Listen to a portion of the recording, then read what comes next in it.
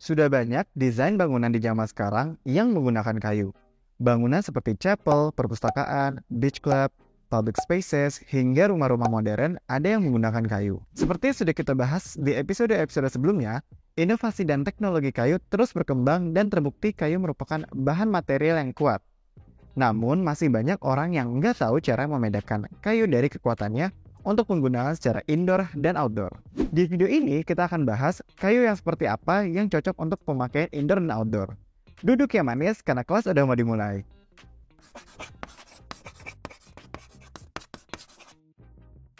Saat orang menggunakan kayu untuk kebutuhan indoor ataupun outdoor, yang orang akan lebih sering perhatikan adalah dari looks dan feels-nya. Jarang yang memperhatikan berat jenisnya. Padahal sangat penting untuk membedakan kayu dari berat jenisnya agar kayu yang digunakan lebih maksimal potensi ketahanannya. Kita mulai terlebih dahulu dari keperluan indoor. Biasanya menggunakan kayu dengan berat jenis yang ringan dan medium. Biasanya disebut softwood atau medium density wood. Di Indonesia, spesies yang biasa digunakan untuk indoor atau interior adalah walnut, white oak, meranti, pinus, camper, sengon, dan lainnya.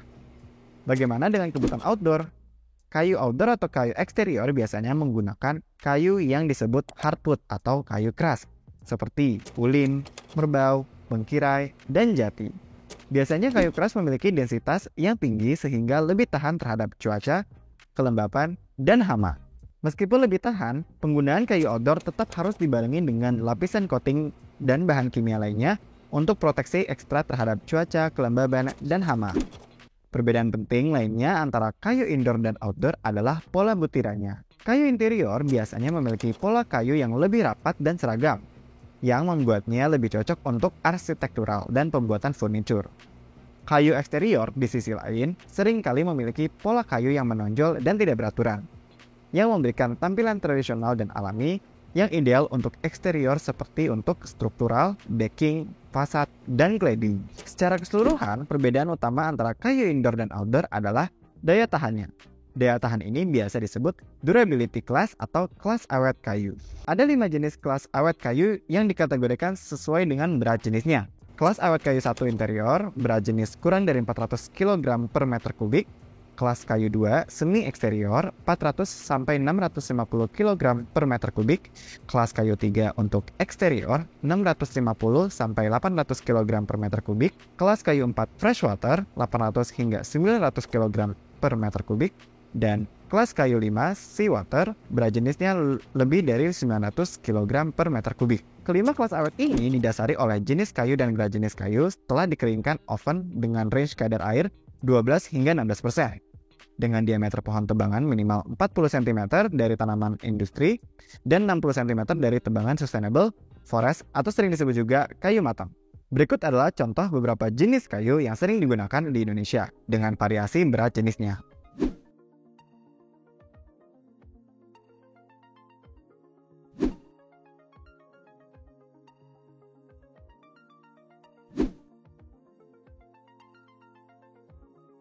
Dengan kita mengetahui density atau berat jenis dari kayu, maka kita bisa membedakan jenis kayu yang cocok untuk outdoor dan indoor. Selain dari density atau berat jenis, ukuran dan umur sebuah pohon kayu juga sangat mempengaruhi kekuatan atau berat jenis kayu tersebut. Sebagai contoh, kita bisa bandingkan kayu bangkirai yang berumur 20 tahun dengan diameter pohon 20-25 cm. Dan satu lagi berumur 40 tahun dengan diameter pohon 40 hingga 50 cm. Apakah mereka memiliki kekuatan yang sama? Tentunya tidak.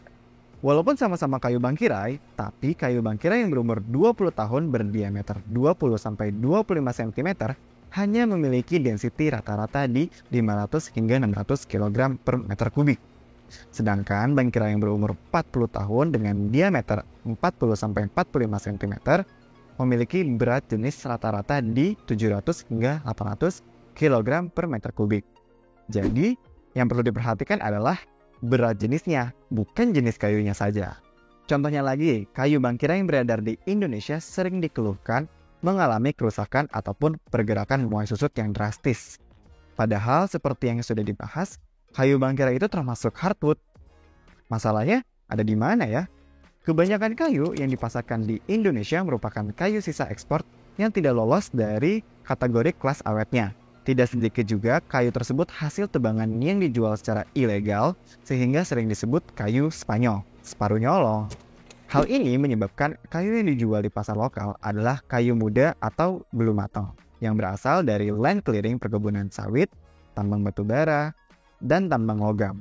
Kayu-kayu ini tidak memiliki kualitas yang seharusnya sehingga salah digunakan. Ini yang terjadi pada kayu bangkira di pasar lokal yang tidak memenuhi kualitas aslinya, yaitu kelas awet 3 untuk outdoor, dan hanya memiliki kelas awet 2 semi outdoor. Sehingga saat diaplikasikan untuk kebutuhan outdoor, kayu bangkira tersebut akan mengalami kerusakan lebih cepat dikarenakan UV exposure dan terjangan cuaca. Inilah kenapa pentingnya mengenal jenis kayu dan berat jenis kayu untuk mengetahui kayu apa yang cocok untuk penggunaan outdoor dan indoor. Selain kedua hal ini, ada juga faktor-faktor lainnya yang perlu digunakan untuk menentukan kayu yang cocok.